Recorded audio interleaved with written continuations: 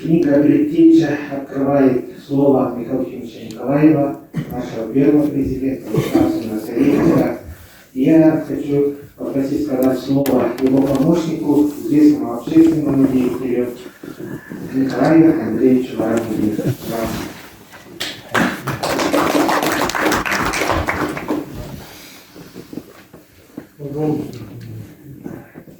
Добрый день.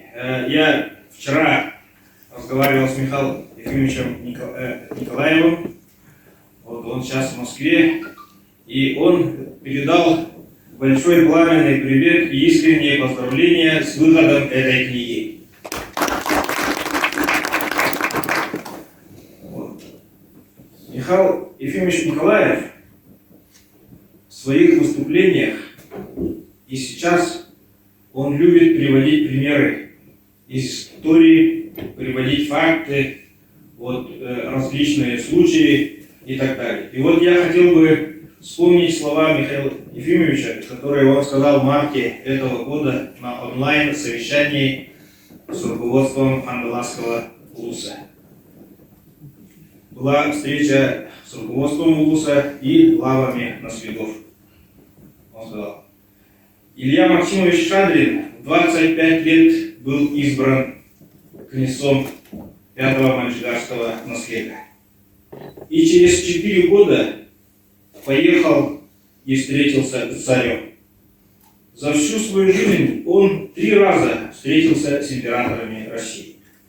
Решал вопросы не только своего наследия, а в целом народа Саха. Вот.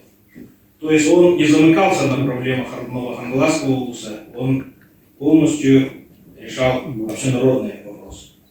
И всего 3 якутских князя были на приеме у российских императоров. Вот, и одним из них был Илья Максимович Шадрин. И Михаил Ефимович привел в пример для руководителей республики, вот, для руководителей наследов и улусов, что вы несете огромную ценность и нагрузку, ответственность не только перед наследами и улусами, но и перед всей республикой, перед всем народом. То есть, своими словами он говорит о том, что если 200 лет назад главы наследов могли напрямую переписываться с руководителями Российской империи, если они могли добиваться аудиенции у первых лиц государства, то в условиях 21 века, в условиях коммуникационной открытости, в условиях повышения уровня грамотности руководителей наследов, улусов, руководителей республики, коммуникация между центральной властью, между руководством страны и руководителями нашей республики всех уровней, она должна быть намного теснее и взаимопереплетающейся. Вот, поэтому в завершение я хотел бы сказать, что Михаил Ефимович Николаев считает, что история нашего народа, к сожалению, изучена недостаточно.